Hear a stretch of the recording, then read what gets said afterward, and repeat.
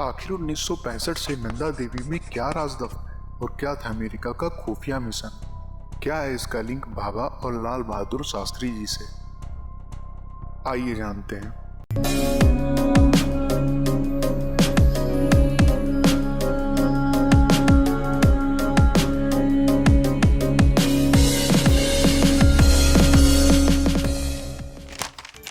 इस खेल की शुरुआत 1964 में होती है, जब चाइना ने पहला न्यूक्लियर टेस्ट किया। इससे इंडिया और अमेरिका दोनों चिंता में पड़ गए।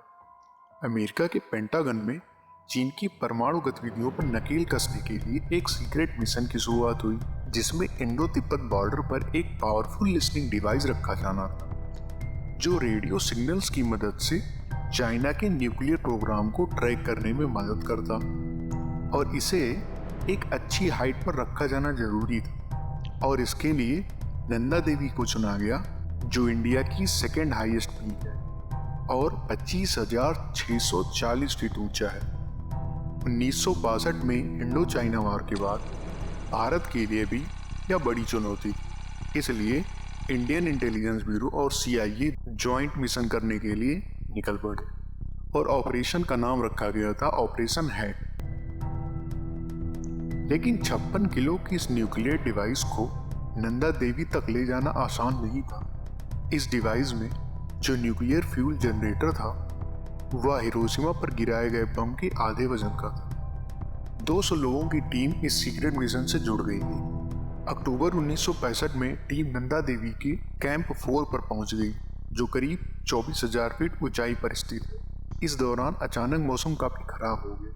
टीम लीडर मनमोहन सिंह कोहली के लिए यह करो या मरो का सवाल था। उन्हें अपनी टीम या खुफिया डिवाइस में से किसी एक को चुनना था। ऐसे में उन्होंने अपनी टीम के मेंबर को ज्यादा तवज्जो दी।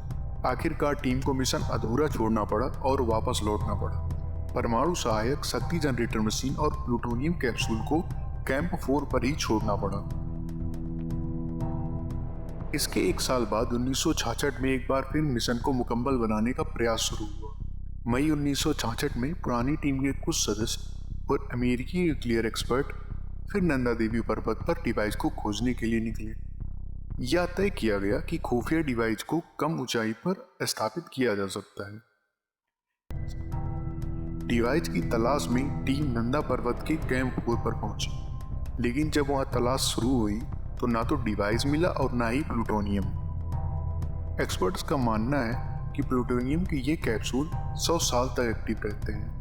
ये रेडियो एक्टिव डिवाइस अब भी उसी इलाके में कहीं दबी है, और अगर ये किसी रिवर सिस्टम से मिल जाती है तो तबाही आ सकती है। कई थ्योरिस्ट का मानना है कि फरवरी 2021 में उत्तराखंड के चमोली डिस्ट्रिक्ट में आए फ्लैश फ्लड्स का कारण यह न्यूक्लियर डिवाइस ही है। इस डिवाइस को लेकर कई कॉन्स्पिरेसी थ्योरीज भी हैं। कुछ कहते हैं वो डिवाइस पाकिस्तान के पास है, और कुछ कहते हैं कि इंडिया ने ही इसे मिसप्लेस कर दिया। बट ये दोनों अनुमान गलत हैं।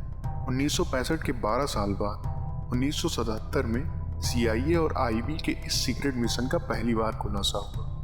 अंतर्राष्ट्रीय मीडिया में भी इस पर चर्चा छिड़ी। इसके बाद तत्कालीन प्रधानमंत्री मोरारजी देसाई को संसद में मिशन के बारे में पुष्टि करनी पड़ी। नंदा देवी ग्लेशियर कई ट्रिब्यूटरीज से मिलता है जो गंगा से मिलती है, और यह 200 मिलियन लोगों के जीवन को प्रभावित कर सकती है। इसलिए नंदा देवी की सेंचुरीज को कुछ साल तक बंद करना पड़ा, और इस डिवाइस को खोजने के लिए कई मिलिट्री एक्सपेडिशन किए गए। 1966 में लाल बहादुर शास्त्री, जो उस समय के एटॉमिक एनर्जी मिनिस्टर थे, और होमी भाभा, जो एटॉमिक एनर्जी कमीशन के चेयरमैन थे। माना जाता है कि कुछ इन्हीं लिंक की वजह से KGB द्वारा लाल बहादुर शास्त्री को मरवाया गया और भाभा को CIA द्वारा प्लेन क्रैश में मरवाया गया, जिनके पास कुछ क्लासिफाइड डॉक्यूमेंट्स थे, जिनको एक अमेरिकन ने ले लिया जो प्लेन क्रैश साइट पर सबसे पहले पहुंचा था। रिपोर्ट्स बताती हैं कि वो डॉक्यूमेंट्स हिमालय पर किसी मिनी न्यूक्लियर प्रोजेक्ट के बारे में था, पर इस र्यूमर को भी रिजेक्ट कर दिया गया, और आज भी यह टॉप सीक्रेट है कि उस न्यूक्लियर डिवाइस का क्या हुआ। अब जल्द ही इस टॉपिक पर मूवी बनने वाली है, जो एक हॉलीवुड डायरेक्टर बनाने वाला है। बाकी ऐसे वीडियोस आते रहेंगे। होप आपको अच्छा लगा हो। Please like, share and subscribe.